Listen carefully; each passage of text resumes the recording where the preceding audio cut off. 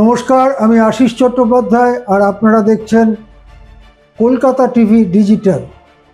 একটু আগেই শেষ হয়েছে 21শে জুলাই শহীদ দিবসের সবকটি সমাবেশ। এবারে তাৎপর্যপূর্ণভাবে সমাবেশ হয়েছে তিনটি সমাবেশ, আর একটি দিল্লিতে রাজঘাটে তৃণমূলের বিদ্রোহী এমপিরা শ্রদ্ধা জানিয়েছেন। কলকাতায় অবশ্য দীর্ঘ বক্তৃতা করেছেন প্রাক্তন হয়ে যাওয়া মুখ্যমন্ত্রী মমতা বন্দ্যোপাধ্যায়।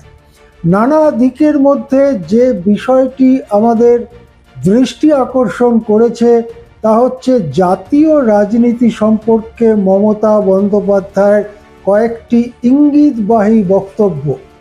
তিনি বেশ জোরের সঙ্গে বলেছেন যে ককরোচ জনতা পার্টি বা দেশের ছাত্র যুবরা যে আন্দোলন করছে সেই আন্দোলনকে তিনি সমর্থন করেন। তিনি বক্তৃতায় এমন ইঙ্গিত দেন যে দরকার পড়লে তিনি সেই সমাবেশে নিজেও যেতে পারেন।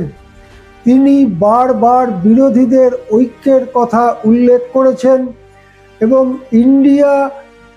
ইন্ডিয়া বহির্ভূত অন্য দলের সঙ্গেও তার যে সুসম্পর্ক আছে সেই রকম ইঙ্গিত দিয়েছেন, যেটা বোঝা যাচ্ছে যে মমতা বন্দ্যোপাধ্যায় এখন ভাবছেন দেশে যে নির্বাচনগুলো সামনে আছে এবং শেষ পর্যন্ত 2029-এ যে লোকসভা ভোট হতে চলেছে সেই ব্যাপারে, কেননা বিধানসভার ভোট এখনো অনেক দিন দেরিতে, 2031-এ বিধানসভা ভোট হওয়ার কথা। তার আগে বড় বড় রাজ্য যেমন উত্তরপ্রদেশ, সেখানে ভোট আছে এবং অবশেষে 2029-এ কিন্তু জাতীয় ভোট, লোকসভার ভোট রয়েছে।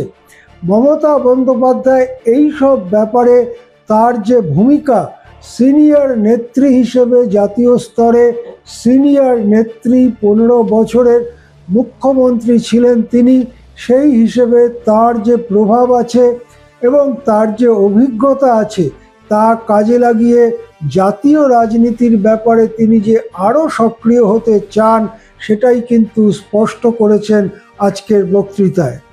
এখন এ পর্যন্তই। দেখতে থাকুন কলকাতা টিভি ডিজিটাল।